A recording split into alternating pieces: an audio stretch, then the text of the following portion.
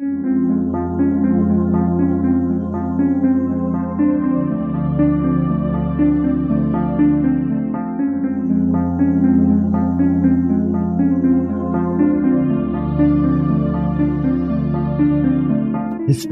tells the story of the world and of our lives.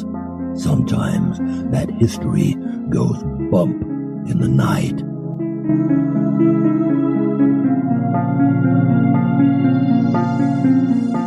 Broadcasting from the center of Oddity and the supernatural in Central Florida, it's the History Goes Bump podcast.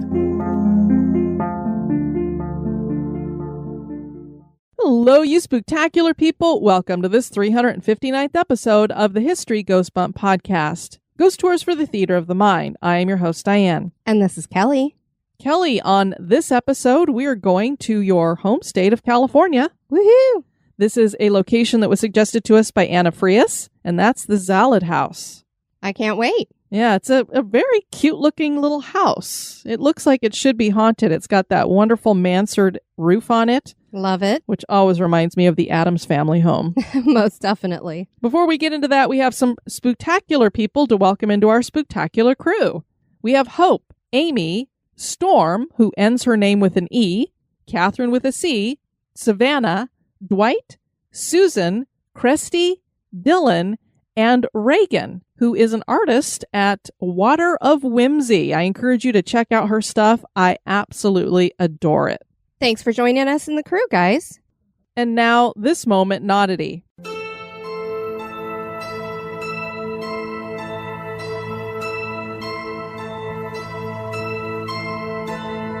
The moment in Oddity was suggested by John Michaels. Poppy tea, or what was once called poppy water, was used as an analgesic, antidiarrheal, and it had sedative effects as it was basically a narcotic. Alice Blunden had the misfortune of consuming too much of this poppy water in 1674 at her local pub.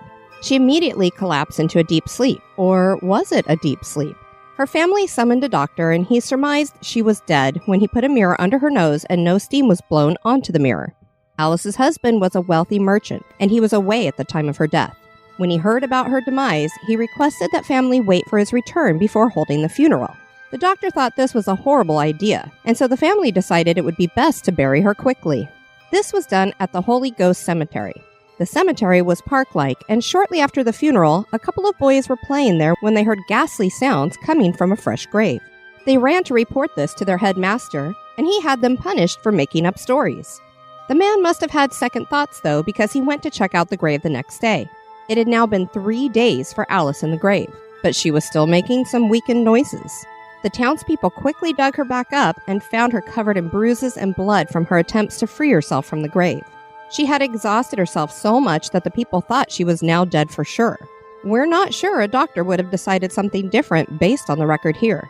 Mrs. Blunden was reinterred and a guard was posted, but he left in the middle of the night to do some drinking. The following morning, Alice was dug up again just to ensure that she was indeed dead. And now her face and hands were clawed heavily as she had attacked herself, finding that she was still in the grave. And now she really was dead. Her husband brought suit, but nothing came of it. A blue plaque at the Holy Ghost Cemetery now memorializes a story that certainly is odd.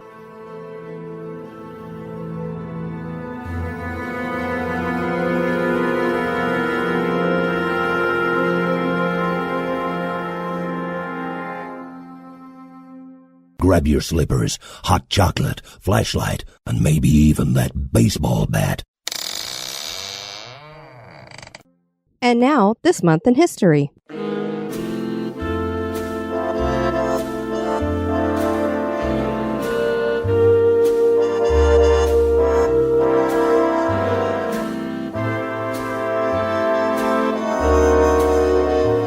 In the month of November, on the 4th in 1879, American humorist Will Rogers was born in the Cherokee Nation Indian Territory, which would eventually become Oklahoma.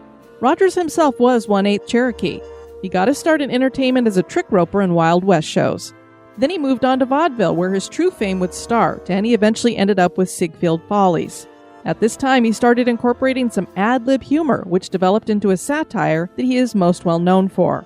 Rogers would go on to act in 21 movies and write newspaper columns. His voice became well known as he appeared on the radio many times, and he was easily recognized for his customary cowboy hat that he wore pushed back on his head. Rogers traveled back and forth across the United States doing lectures, and he traveled to many countries. He once said, "When I die, my epitaph, or whatever you call those signs on gravestones, is going to read, 'I joked about every prominent man of my time, but I never met a man I didn't like.' I'm so proud of that. I can hardly wait to die so it can be carved." Unfortunately, his death would come at just 55 in 1935 when the airplane he was flying in with aviator Wiley Post crashed near Point Barrow, Alaska.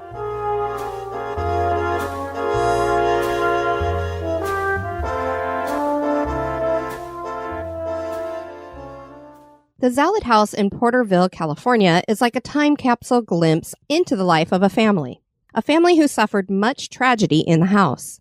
This home is unique in that the Zalud family were the only family to live in this mansion, and it is furnished with their belongings. Several family members died here, and it seems to have trapped their spirits. Paranormal tours are offered, and Ghost Adventures has investigated the house. Some of the activity is fairly mundane, but there also is a darkness here that seems to be connected to a chair. Join us as we share the history and haunts of the Zalud House.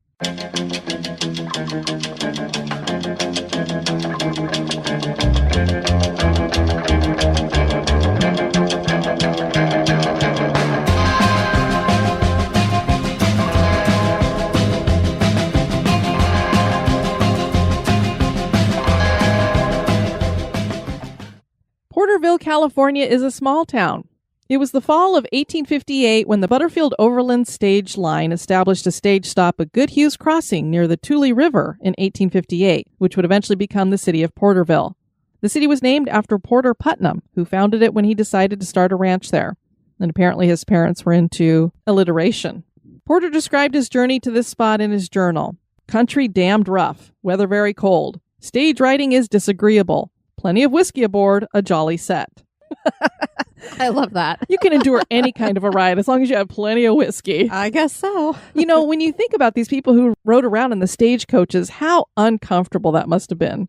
I'm thinking about it right now with the headache that I've been dealing with for a few days. I would be miserable. If you didn't already have a headache, you definitely would by the end of that trip. Absolutely. And then if it's like cold, damp weather. Then Diane would really be pissed. Yes. Mad. Sorry. The Tule River was very important to the development of the town and to immigrants who passed through. Where the river is today is very different than where it was in 1861. A heavy rain came through for weeks and the entire valley was flooded. This caused the Tule River to permanently change its course and moved a mile south of its original riverbed. That is a huge distance. That really is. Gosh. Because I always love when you hear that it's like it moves slightly about a mile away. I'm like, a mile, especially, we run. It's a distance. It's quite a distance, especially for that large of a body of water. Yeah. To reroute its course. It's just weird. It's amazing how that happens. That riverbed still exists today. Porter came up with a unique idea to grow his new town. He offered free lots to anybody willing to start a business. That's very clever. Porterville soon was known as a wild saloon town, which means they had a lot of saloons and a lot of brothels. I was just going to suggest that. By the 1910s, Porterville was a city that was becoming very prosperous and growing quickly. Southern Pacific Railroad had laid down a line that passed right into Porterville at this time. Some of the prosperity for the city came from the fact that magnesia was found in the hills surrounding the city, and this rare mineral was used for the lining of furnaces and making paper. I had no idea that you used it for making paper. I didn't either. John Zalud built the Zalud home for his wife Mary and their 3 children, Pearl, Annie, and Edward, in 1891, which is located on North Hockett Street and Morton Avenue. The Zalud family had migrated from Bohemia, which is today the Czech Republic. And John started off with a restaurant called Delmonico Restaurant in the town of Tulare. This was half restaurant, half saloon. It thrived while the railroad had a yard in that town. But when it moved, business slowed and he decided to move. John opened the John Zalud Saloon, which had gambling in a back room. He joined in on some of the high-stakes card games and became wealthy, which is how he had money for building the home. The architectural style is Baroque French with a mansard roof, and it was built from red brick. This wasn't the first home the Zaluds built in Porterville, but Mary refused to live in the southeast area where they built, so John had this new home built. The house looks to be fairly small and only has 4 bedrooms. Yeah, at first when you think about somebody who's building these mansions and things, you're kind of thinking of something bigger. Of course, we have our McMansions here nowadays. Right. But when you look at it from the front, it's not even that wide of a house. So I think it kind of goes back maybe a little ways. Because when I looked at the front of it, I'm like, that looks like a really teeny kind of house. Yeah, it does. Pearl Zalud was the last family member to live in the house, and she spent the last decade of her life in the house. And when she died in 1970, she donated it and the grounds to the city of Porterville. It took some time for Pearl's wishes to be honored because a man named Joe Witt, his brother Marcus Witt Jr., and Marcus's son Marcus Witt III claimed that Pearl had willed the property to them. Joe claimed that he had befriended Pearl and she'd grown so fond of him that she changed her will so that he would get the Zalud House. The version of the will he presented was ruled a fraud, and in 1973 the three men were arrested and convicted on fraud and forgery charges. Pearl had requested that the home be converted into a museum, and that is exactly what happened. The museum opened on May 2nd, 1977. A friend of hers, who was a longtime resident, Albert Conda, said of Pearl, she was a very bright lady with a great sense of humor, but she was never a social butterfly around town. She had a few quality friendships and never saw a need for much more than that. Well, that sounds like you and I. I was just going to say that. The house not only has a wonderful collection of antiques, but there was also donated one of the largest collections of clothing from the 1890s to the mid-1950s. One piece was a silk ribbon dress that still had tags on it indicating that it cost $450. Which nowadays, it was probably a $3,000-$4,000 dress. Exactly. Some of the furnishings and artwork hail from the Orient. Annie and Pearl were creators. Annie was a painter, and some of her work is on the walls. Pearl did needlework, and the pillows and chairs in the house are upholstered with her designs. There are brochures in the house that are a testament to the sisters taking 2 trips around the world. Yeah, so they were definitely well-traveled. And again, as we said in the intro, what is amazing about this house, we've been in a ton of these old homes that have antiques in them. I know our listeners do the same thing. You're lucky if you get 2, 3, maybe 4 pieces that are from the original family. Exactly. This is everything. It was as if they just left all their stuff and it's there. And luckily, her desire to create it into a museum was honored, and that they found that quote-unquote will was a fraud. Exactly. And that the family held on to all this stuff because we're kind of a throwaway society nowadays. We're not going to have a lot of, and I don't know that we'd ever call any of our stuff antiques because our stuff is so cheaply made nowadays. But, we don't save these kinds of things so that you'd have a home full of this stuff. So really something that I'd want to see. Tragedy would hound this family. Mary Jane Zalud, the mother, developed tuberculosis, and in 1912 she succumbed to the disease. In 1917, William Brooke was married to Annie Zalud, so he was John Zalud's son-in-law, and he was at the Pioneer Hotel on this particular day, sitting in the lobby. He was confronted by a woman named Julia Howe. Brooke had been making disparaging comments about her, and she was very angry. So, Kelly, here's what we have going on. And we've experienced this many times ourselves, too, where you have a guy who takes a liking to you. You're married, he's married, and you aren't interested. Well, he gets really put out because you aren't showing any interest in him when he's flirting with you. And so instead of being a guy who should not be taking the high road, he decides to be a jerk about it. So he starts spreading all these rumors about her. And of course, it's not just she's a mean person or angry person or whatever, or maybe a B word kind of thing. It's she's a loose woman. She has low standards, and even claiming that they were having an affair. So fool. You've got all this stuff going around, and she ends up having a nervous breakdown. She goes out and buys herself a gun, thinking she's done. She's going to go ahead and commit suicide because she just can't deal with these rumors. She comes into the Pioneer Hotel. I guess she was going to rent a room and off herself in one of the rooms or something. Wow. Well, here is William Brooke sitting in a rocking chair right there in the lobby. Ruh-roh. And she's got a loaded gun. And she's ready to be done with this world anyway. So she confronts him. And I don't know what words were said, but we do know that 4 bullets were fired at him. And one of those bullets even pierced through the chair, and the bullet hole's still there to this day. The chair made its way to the museum that he was shot in and ultimately died in. The really crazy part of this story is that the newspapers reported that Julia Howe claimed that her subconscious mind directed what she had done. She got up on the stand there and she said that her subconscious mind directed the fatal shot without her bidding. So basically her defense was that she'd been possessed when she murdered Brooke. Okay.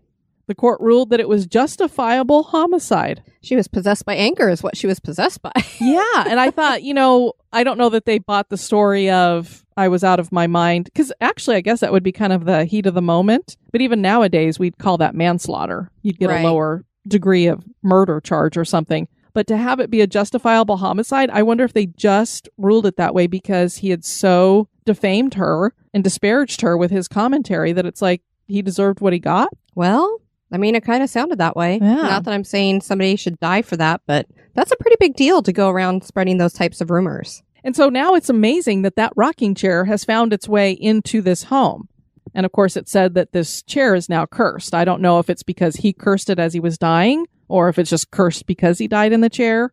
But we've heard many stories of cursed chairs. So if that is what's going on with this chair, it's not a unique story. No, definitely not. It's a possibility. Have you ever sat in a cursed chair? I wouldn't know. Well, purposefully, let me put it that way. No, I don't believe I have. I did do it once. We were on a ghost tour in Plymouth, Massachusetts, and we were in one of these old homes, and in one of the upper rooms, they had a chair that somebody had died in, and they said, anybody who sits in that chair usually has some kind of an issue or something like that. So she was like, any volunteers? Kind of like from the Haunted Mansion. Mm-hmm. And, well, I volunteered, and I sat in the chair. Is that your excuse today, and you're sticking with it for anything that is exactly what's happened to me. I am totally disturbed now because of that.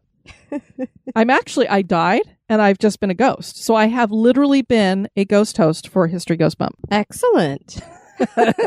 No, nothing happened. I didn't feel strange or anything like that. So Edward would be the next family member to die, and this occurred in 1922. The official story is that he was out riding a horse and got kicked in the head by the horse. However, there are some who claim that he was rustling cattle, and a posse of local vigilantes killed him. Edward is thought to have been a guy who got himself into a lot of trouble. He ran liquor to local tribes, which was illegal at the time. The saddle that Edward was riding in when he died is on display in the house. So now we got two things connected to either murders or definitely deaths that are now in this home.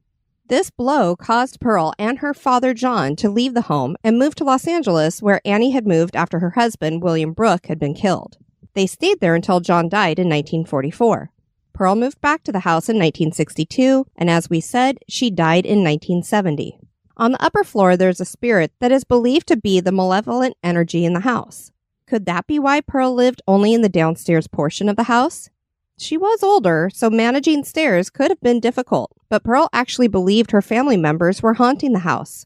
It also would seem that Pearl herself haunts the house. It was her childhood home, and she came back and died there, so definitely a possibility. So when I'm looking for a lot of experiences and such in this home, couldn't find a whole lot out there, but Ghost Adventures visited. So we're going to use a lot of the evidence, quote unquote. I'm sure there was a lot of drama that they gathered. You and I both watched this episode. It was on season 13, episode 10. So if you want to see what the house looks like in the inside of it, I encourage you to check that out. Heather Huerta is the curator of the house, and she co-founded Paranormal Movement Investigations, which has investigated the house since 2008, and they host ghost tours in the house. I also think that they host historical ghost tours in Porterville, too. So if you want to do something along those lines there, I would check out Paranormal Movement Investigations. And it looked to me, Kelly, like they were doing overnight investigations there for like $25 per person. Ooh, that's intriguing. It's not, it's probably about, I want to say like 5 hours from my family's area in Southern California.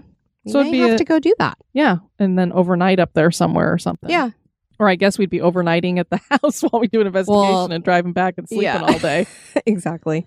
Why do we get into these things that we have to be up all night for? Because we think we're still in our 20s. She guided the Ghost Adventures crew, and while the crew was interviewing her, Aaron accidentally hit a window shade, the kind that rolls up, and he unfortunately broke it.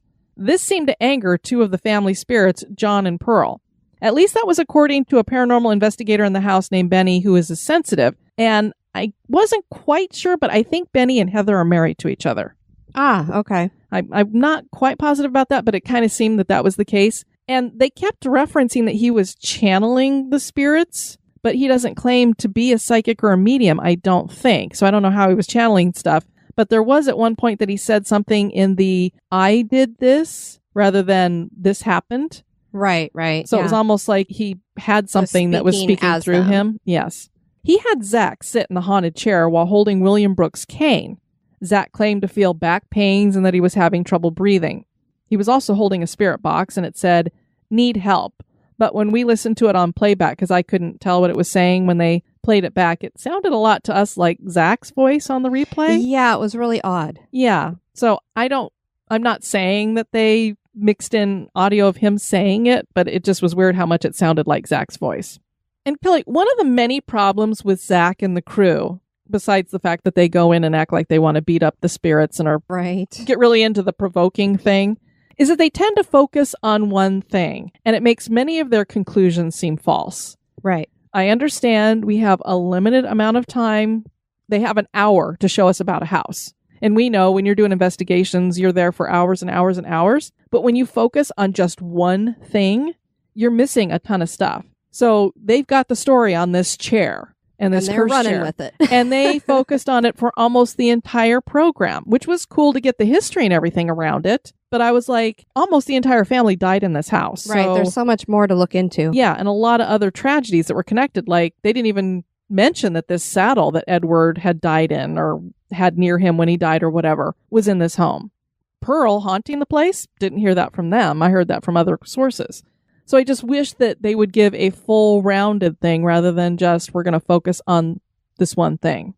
All the stuff in this house belonged to the family and several pieces are connected to tragedy. So imagine the energy that could be attached to that stuff. Absolutely. The crew then interviewed a paranormal investigator named Scott Grunwald, who had suggested the location to Zach. He had sat in the chair on a previous visit, and he claimed to feel a pain in his shoulder that was like a pencil slowly being shoved into his shoulder.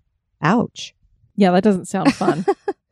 At first, he thought he might be having a heart attack because he is middle-aged, and when he breathed, it got worse.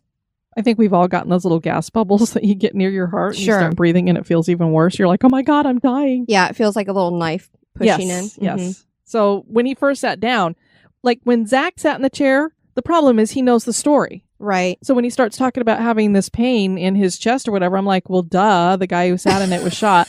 Duh. But I kind of got the feeling that this guy was being honest because he sat down in the chair and at first he's like, oh my God, I'm having a heart attack. Right.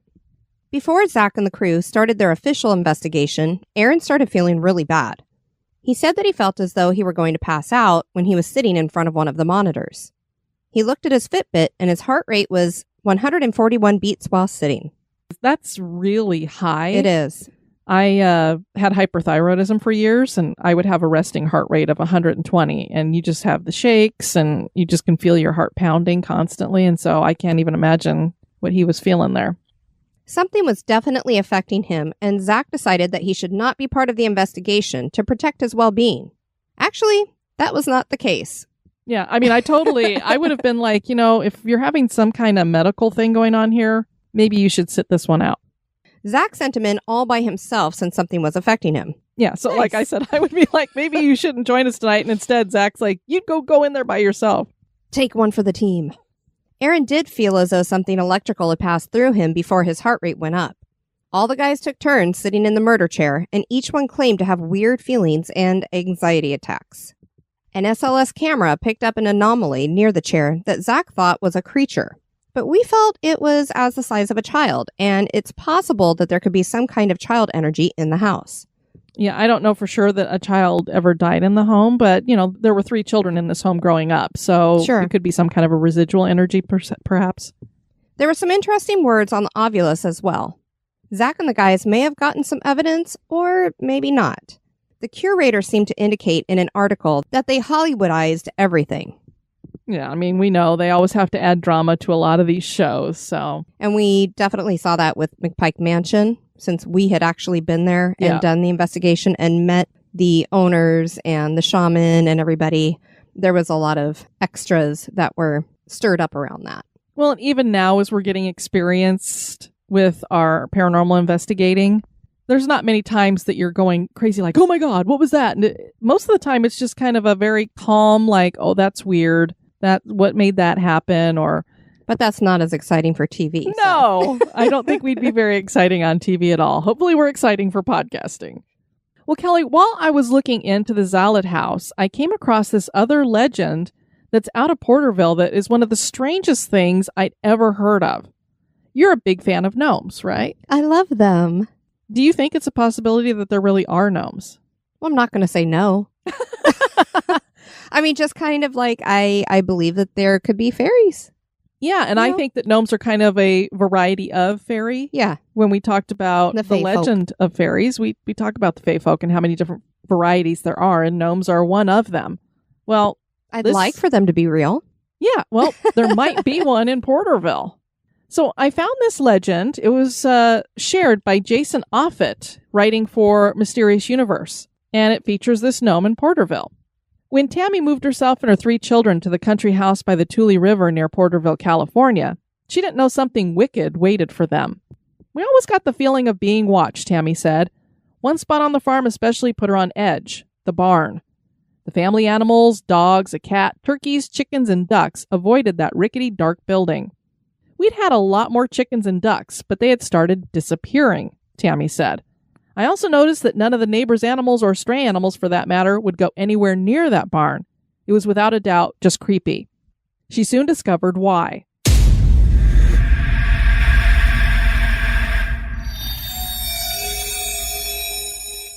One evening, my son, who was 7 years old at the time, and I had just come back from grocery shopping, Tammy said.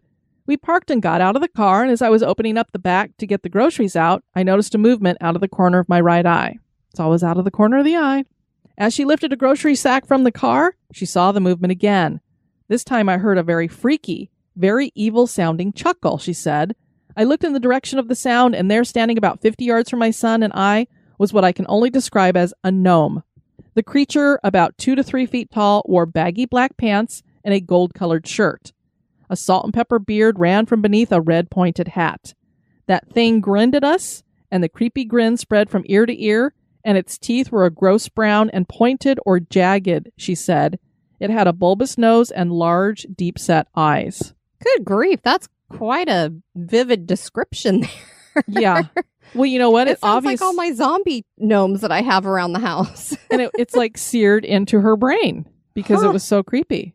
I also would have had to say, and I noticed a warm liquid running down my leg. Lovely. Because I would have peed my pants if I saw that. She dropped the groceries and grabbed her son, the wicked little man cackling after her as she ran to the house. Tammy burst inside through the kitchen and slammed the door. As she tried to tell her daughters about her panic, something moved outside the kitchen window. She looked and saw the top of the thing's red-pointed hat. It had to be about 10 feet off the ground. What the hell? That's a big A gnome. What, like, is he flying? Is he floating? He has to be, because she said he was only about 3 feet tall. So if he's 10 feet off the ground, he had to have been floating or flying. And that still sounds like a big gnome at 3 feet tall. The thing eventually disappeared from the window, and Tammy retrieved the groceries from the car. She never saw it again, but until the day she moved, she heard the gnome's creepy chuckle coming from the old barn. Although Tammy's family had gone, the gnome wasn't finished terrorizing whoever lived in that house. Charlie, her husband, their 2-year-old twin girls, and 2 golden Labrador retrievers moved into the 2-story house by the river in March 2010. The house was perfect for us, she said. Exactly what we were looking for, and we couldn't wait to move in. There are 3 bedrooms, a huge kitchen, dining room, and living room, and lots of windows all around it. The deck that opened off the back door overlooked the woods and the nearby Tule River. A deck in the front overlooked a pond. Charlie placed fairy, gnome, and toadstool yard ornaments around the pond and stocked it with Japanese koi fish to make it feel more like their home. That feeling wouldn't last. Dun, dun. Makes you wonder, is there going to be a love story here where the gnome sees the other gnome from across the yard and comes running over? Oh, God. Trying to break the creep factor here because this is freaking me out. One day, while walking back from the river to the house with her daughters and their dogs, the dogs became riled. As they approached a rickety outbuilding Charlie called the shack, dogs began to snarl and bark, the hair on their back standing up. Something told me to run, so I grabbed a twin under each arm and ran for home, she said. Something about that shack gave me the creeps, especially at night, but I don't know why. She began to notice none of the animals, not even wildlife or stray cats, would go near the shack until the day she heard the fight coming from inside. It sounded like a cat was in a fight with something way bigger than it was, she said. Her husband grabbed a flashlight and ran to the shed. Just as he got to the door, the noise stopped. He went in and looked around with the flashlight. There was a cat. Ooh, gosh. It was totally skinned on one side, and its neck looked as though something had taken a huge chunk out of it. Oh my gosh. He stepped outside the shack to catch his breath, and when he looked back in, the cat was gone. There was Zombie cat. I don't know. There was no way that cat moved by itself, she said. We were standing right there. Where did the cat go? They discovered the cat was the least of their worries.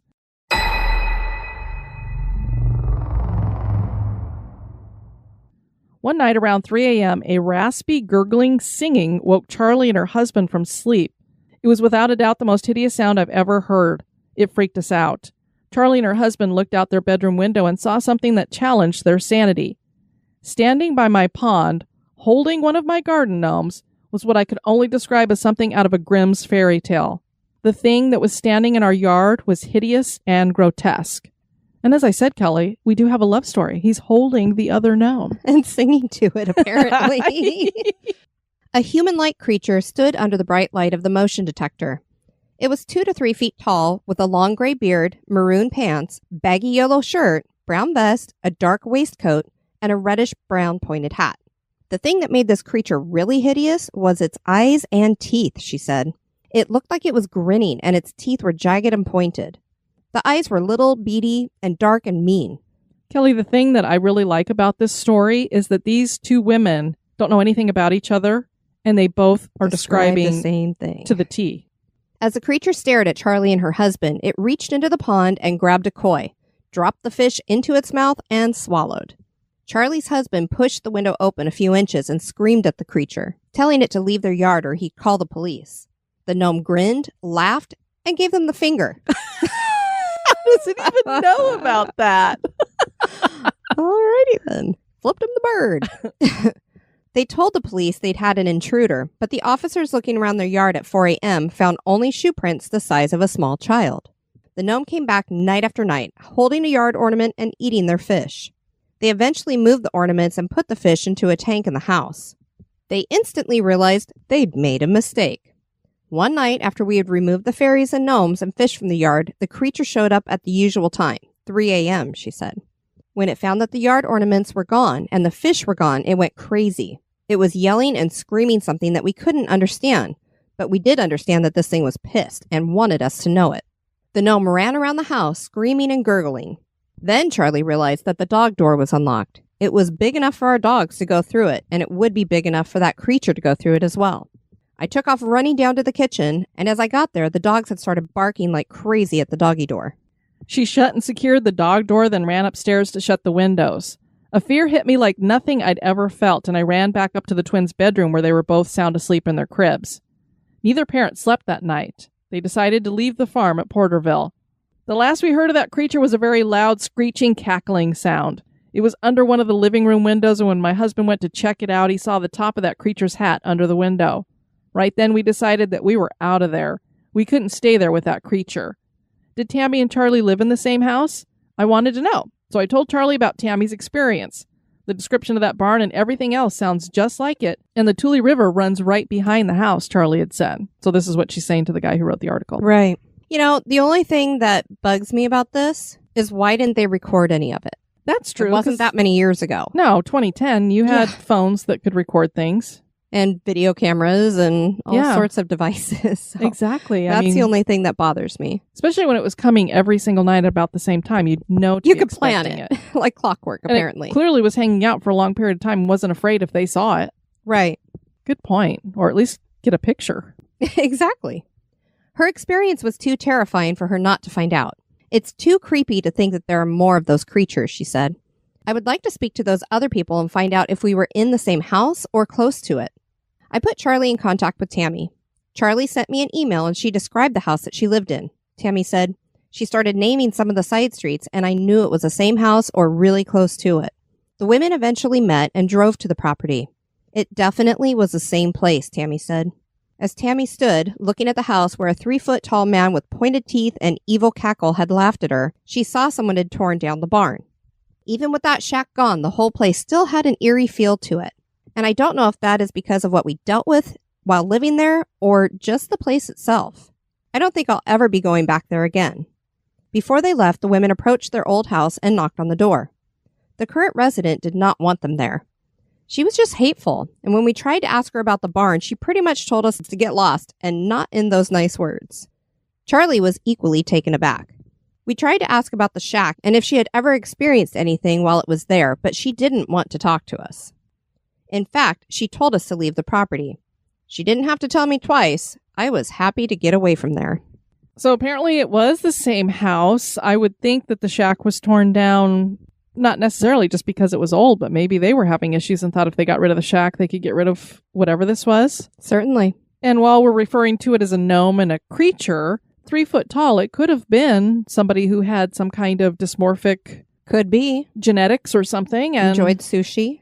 yeah, and maybe they were run off into the woods and actually lived in the woods. I mean, there are people who That's do true. live like wild people in the woods, so that could is be true. what was going on here. I don't know, but it sounds like a creepy enough creature that I wouldn't want to be anywhere around it. But yes, it would have been great if we had some actual pictures or even audio, if it's singing or cackling or whatever, to capture all these things. Definitely. That's the problem with the paranormal. So little of it ever gets documented in any way other than personal experience. And so you just have to go with, I'm going to believe that these 2 women were telling the truth and that this story is a legit story, and they both had a very creepy experience that drove them from their home. So is the story of a little gnome the real deal, Kelly, do you think? I don't know. Are members of the Zalud family haunting their former home? That is for you to decide. I want to encourage you guys to check out our website at historygoesbump.com. And if you'd like to send us some feedback, you can do that at historygoesbump@gmail.com. Of course, you can also leave it in a variety of other places. Be sure to be following us on Facebook and Twitter, Instagram. If you're a patron, any of those places, also the website, you can leave us messages. And we did get a message over on the website. This was from Aubrey, and it was in reference to episode 232, which featured the Saltaire Resort. I believe this place is haunted. I went there as a kid with my mom before it was a venue. There were renovations being done and 3 stage carts from a train. I saw something and the feeling was horrible. As an adult, I visited in the evening when they were making it a venue. There were footsteps in the gravel close to us, and then I felt a sting on my foot. When I looked at it when we left, there was a long, thin white mark on my toe.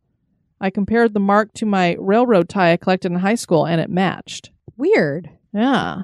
It was almost like something picked up a railroad tie and scraped it across her toe. Thank you for sharing that, Aubrey. For those of you who listened to the Halloween episode, Josh shared some stories on there, and one of them was about that haunted cabin number 13. He actually went by there a couple of days ago, and he shared the picture with me. I will go ahead and put that up on Instagram for you guys to check that out. He said, also, as an avid listener, I love the Forepaw episode. I used to walk by there and just stand and stare up at the windows, hoping to see a ghost from outside. I must have creeped out the people eating there. And seriously, you got to check out Summit Avenue in St. Paul. My hometown is about 30 minutes east of there. I forgot to mention that there is a Ringling Brothers buggy or small carriage in the Warden's House Museum. I have no idea how it got there, but being somewhat close to Baraboo and in between St. Paul, maybe he stopped by. Very cool. So I thought that was cool. We want to thank you guys for joining us for this episode. I've been your host, Diane. And this has been Kelly. You take care now. Bye-bye. This episode has been brought to you by our executive producers. Dispatches from the Grave Digger. We want to welcome into the cemetery Josh Cobb. We're going to be burying you under an obelisk headstone. Thank you so much for supporting HGB. Want to keep the spooks away? Give us a review.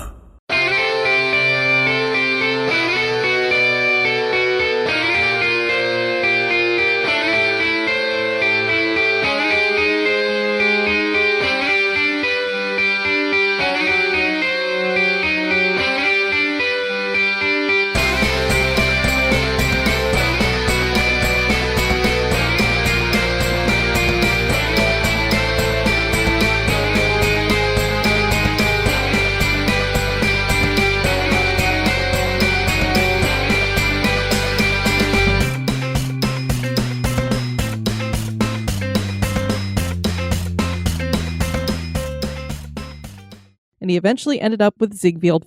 The Zalud House in Porterville, California is like a time capsule glimpse into the family. Well, it basically is into the family, but... Into the life of a family.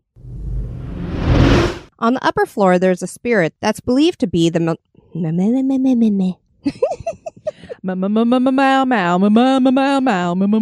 Oh, Lord. One evening, my son, who was 7 years old at the time, and I had just come back from grocery shopping. Grocery shopping.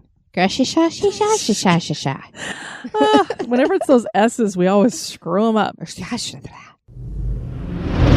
She looked and saw the top of the...